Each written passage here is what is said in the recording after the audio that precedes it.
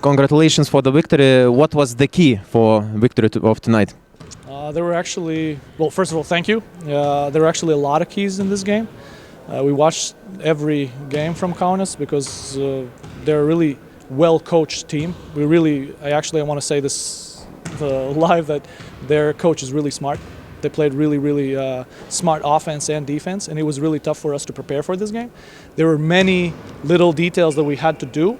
I'm very proud of the girls that they actually did most of them. They did because we won. So this is a huge win for us after 4 losses in a row. It was tough. It was not easy because we have a lot of youth games also for the young players. But it was a really big win and a great game. Your captain played a good game. What you can say about? Yeah, she actually had a really good game. She got the most points and most rebounds, and she was aggressive. She helped the others on defense and on offense, and she has been doing it the whole year. Maybe sometimes we don't see it in points, but points are not the main thing that any player can do. So she tries to contribute whatever way she can. Your tracksuit is perfect. Where could I find one?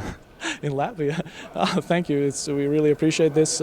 We as the coaching staff, we understand that we need to color the women's game and we need to put it forward because the game is as interesting, as entertaining as the men's game. Treneri, kelis kartus lyginot rungtynių rezultatą, 2 kartus buvo pavykę išsiveržti, ko pritrūko, kad perlaužti tas rungtynes galutinai šiandien?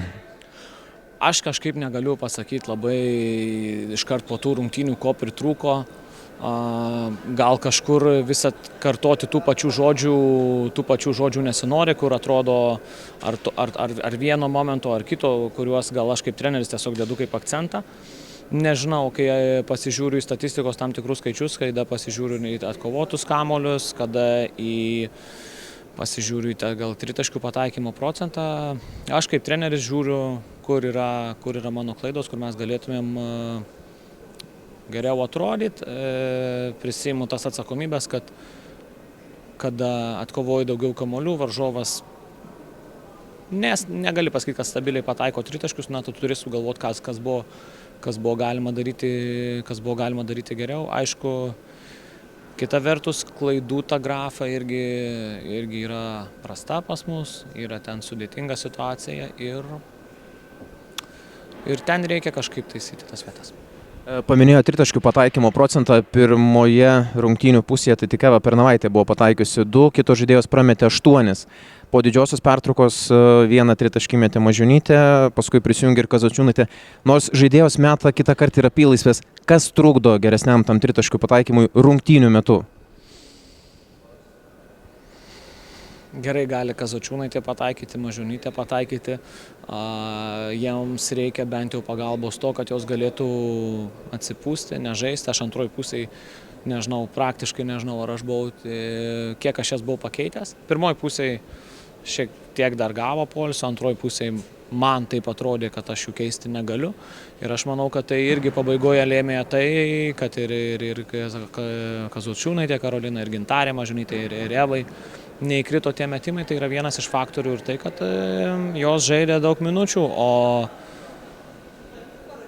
o tiesiog nedrįsau pasitikėti tam tikrom žaidėjom. Nežinau, ar čia klaida ar ne.